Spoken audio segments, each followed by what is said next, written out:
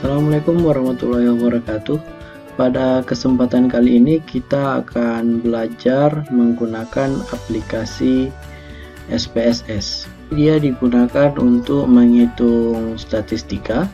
Statistik ini biasa digunakan untuk para mahasiswa di semester akhir atau ketika melakukan penelitian dalam menyelesaikan skripsi. Untuk memudahkan melaksanakan penelitian, dibutuhkan sebuah aplikasi yang bisa nanti mengolah data hasil penelitian tersebut agar memudahkan dalam menghitung statistikanya. Untuk menjalankan aplikasi SPSS, yang pertama sekali kita lakukan adalah membuka aplikasi tersebut. Bisa dilakukan dari kolom pencarian, kita ketikkan SPSS, di sini ada aplikasinya, atau bisa dari shortcut yang biasanya sudah ada di desktop. Saya contohkan sekarang ada dari desktop, shortcutnya di double klik, kemudian ditunggu loading sebentar sampai nanti muncul pertanyaan yang pertama, yaitu apakah ingin melanjutkan. Ini apabila sudah ada kalian mengolah data sebelumnya, apakah ingin melanjutkan yang sebelumnya atau membuat yang baru. Kasusnya sekarang belum pernah mengolah data sebelumnya, sehingga kita menganggap sekarang dalam keadaan baru. Jadi caranya bisa ditekan cancel. Ini merupakan tampilan utama SPSS. Seperti biasa, di atas ada menu-menunya, kemudian di sini ada beberapa icon untuk membantu mengolah data nantinya. Kemudian yang penting itu di bagian bawah sini ada dua buah pilihan, yaitu variable view sama data view.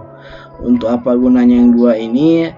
Pada kesempatan kali ini akan saya coba jelaskan, sekaligus kita latihan bagaimana cara menginput data ke dalam aplikasi SPSS ini. Oke, yang pertama itu ada namanya data view. Data view ini adalah tempat kita memasukkan data ke dalam aplikasi sebelum nanti dia diolah. Sebelum menggunakan data view ini, yang pertama sekali kita lakukan adalah mengambil variable view. Di bagian variable view itu ada 11 kolom, terdiri dari name, type, width, sampai dengan rule nanti. Data yang mau kita olah itu pertama sekali kita buat dulu variabelnya, atau yang mudahnya itu kita buat dulu kerangkanya. Ini nanti mau dibuat apa saja isi-isinya. Seperti contoh, misalnya ini kita langsung cobakan ya. Kita isi kolom name-nya dengan nama. Kemudian bisa kalian enterkan.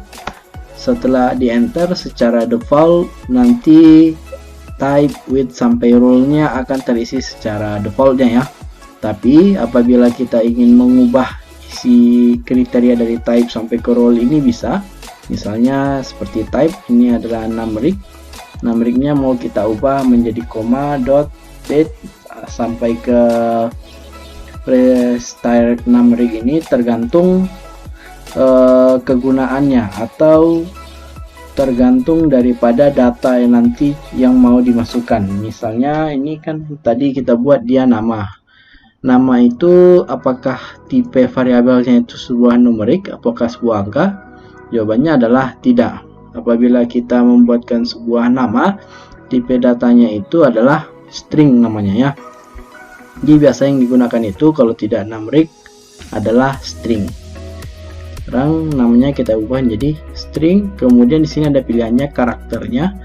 Ini maksudnya adalah maksimal berapa karakter yang akan kita gunakan. Jadi ibaratnya kalau nama kalian ada panjangnya sekitar 10 kata, buat aja 10 di sini. Tapi kalau rasanya lebih atau kurang, bisa diatur di sini berapa jumlah karakternya. Setelah ini sudah selesai, bisa diklik OK. Nah, sekarang sudah berubah tipenya menjadi string. Kemudian lebarnya sudah 10 seperti yang tadi. Nah, untuk yang desimalnya dia terkunci atau 0 di sini karena ini adalah huruf ya, bukan angka. Nanti kalau kita pakai angka, desimalnya akan kembali terbuka. Kemudian ada namanya label. Label itu fungsinya untuk memberitahu kita apa mereknya gitu ya. Jadi kalau labelnya name ya kita buat nama agar memudahkan nanti. Kemudian value ini dia digunakan apabila ada lebih dari satu pilihan ya. Misalnya saja contohnya kalau kita buat nanti di sini jenis kelamin, itu kan ada 2 atau sampai 3 sekarang pilihannya ya, mau pria, wanita, atau setengah pria setengah wanita. Nah, di values ini bisa kita nanti pilihkan menjadi 2 gitu ya, atau 3. Nah, tapi kalau contohnya sekarang dia name, karena name itu hanya satu pilihannya ya, jadi tidak usah kita inputkan value-nya, jadi dibuat aja dia menjadi non. Kemudian missingnya juga kita buat non. Nanti ini fungsinya non di bagian missing ini apabila ada data tapi tidak ada isinya gitu ya, makanya nanti bisa dibuat dia datanya miss gitu ya. Kemudian ada juga di sini pilihannya kolom. Kolom itu dia gunanya nanti apabila kita menginputkan data dia berapa jumlah kolomnya. Kemudian ada align-nya, ini nanti mau dibuat datanya rata kiri, rata kanan, atau pas di tengah-tengah. Maksudnya itu nanti isi datanya ya, apakah dia rata kiri atau rata kanan atau di tengah-tengah. Kemudian measure-nya di sini juga ada 2 pilihannya ya. Ada ordinal atau nominal, itu karena kita pakai yang string ya. Tapi kalau kita nanti pakai dia bukan string, kita pakai di sini adalah number. Nanti ada 3 pilihan ya. Satu lagi nanti pilihannya adalah scale. Kemudian role-nya juga ada input, target, put, sama partition. Ini kita pilih input karena kita menginputkan data ke dalam sini, makanya pilih role-nya adalah input. Oke. Itu dia pengaturannya ya. Selanjutnya yang kedua di sini adalah kita masukkan jenis kelamin. Saya coba singkat gini aja, jenis kelamin. Di jenis spasi kelamin. Saya coba enter. Nah, hasilnya adalah variable name contain illegal character. Ini mengartikan bahwasanya si aplikasi ketika di bagian name dia tidak support dengan namanya karakter atau illegal karakter gitu ya. Jadi maksudnya tidak boleh menggunakan spasi, makanya akan muncul peringatan seperti ini. Jadi bagaimana cara mensiasatinya? Bisa tanpa spasi atau kita buat dia agar mudahnya itu pakai underscore. Jadi saya coba ulang lagi, jenis underscore kelamin. Nah, seperti ini. Baru ini saya coba enter kan. Nah, akhirnya bisa dimasukkan kriterianya ya. Jenis kelamin, type-nya oke, saya rasa semua sudah tahu. Numeric ini kita ubah menjadi string ya. Kemudian kita okekan. Kemudian untuk lebarnya jenis kelamin pria wanita, oke, tidak sampai 10 karakter, desimalnya juga 0, labelnya. Nah, di sini kita bisa baru membuat dia menjadi jenis kelamin seperti ini. Ini boleh pakai spasi ya, tidak ada kendala. Selanjutnya setelah selesai jenis kelamin, nah ini baru kita bisa menggunakan value-nya ya. Jadi jenis kelamin yang sama kita ketahui ada 2, pria dan wanita. Bagaimana cara menginputkannya? Jadi kita klik dulu di sel yang ini. Kemudian ada kotak kecil di sini, bisa diklik. Kemudian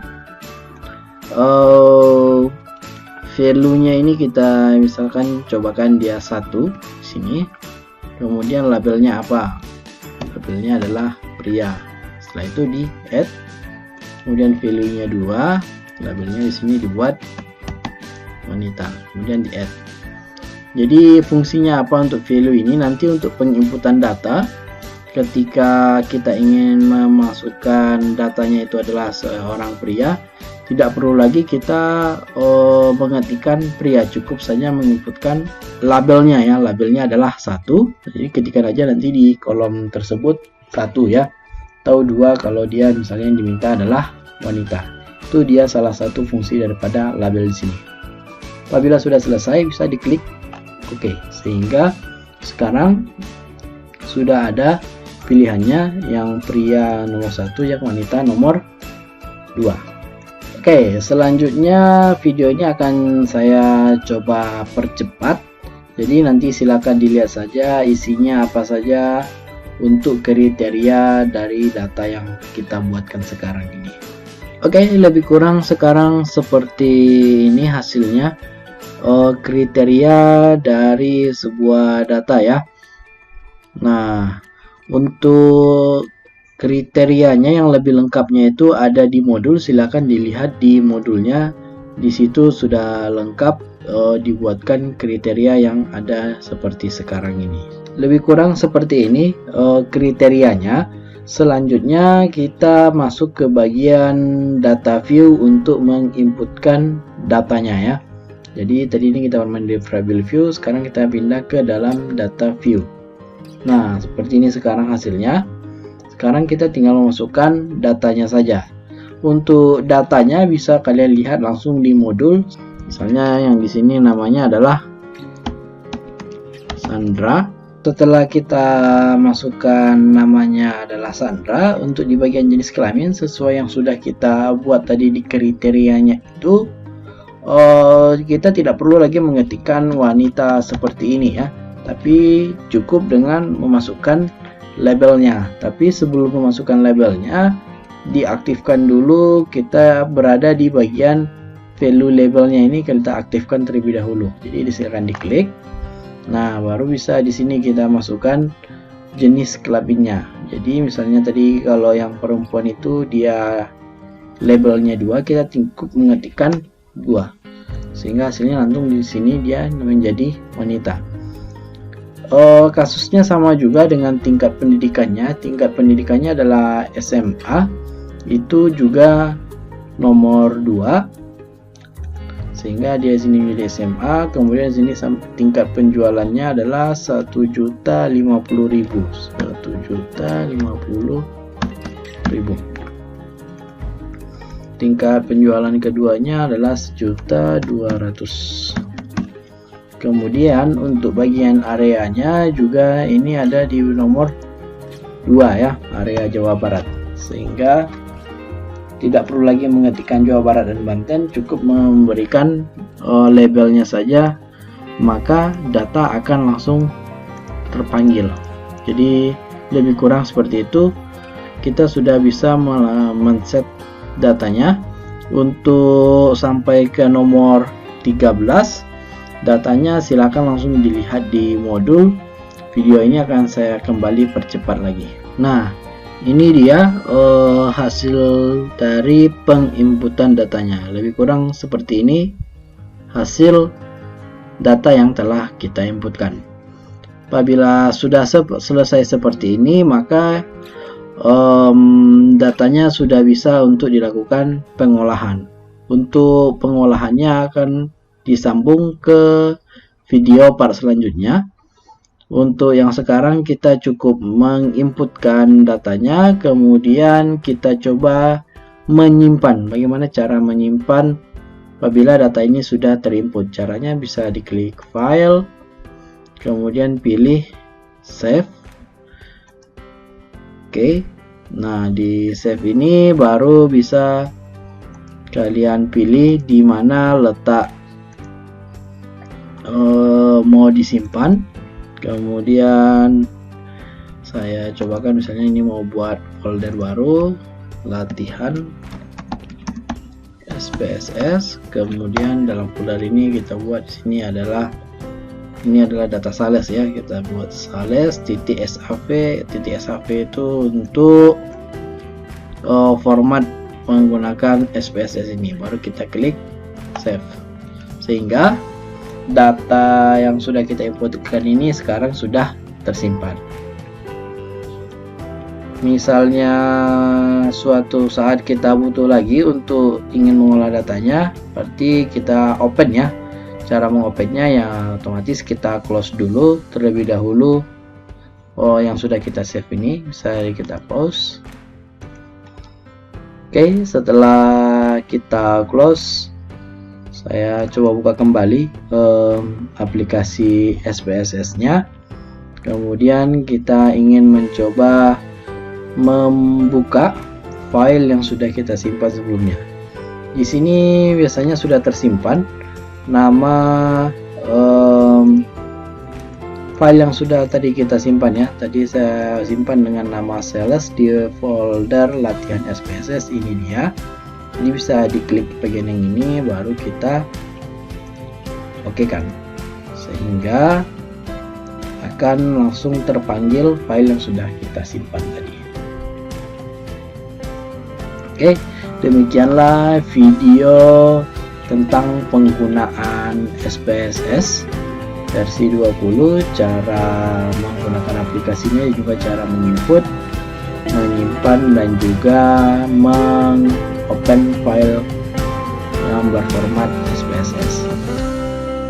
Terima kasih. Assalamualaikum warahmatullahi wabarakatuh.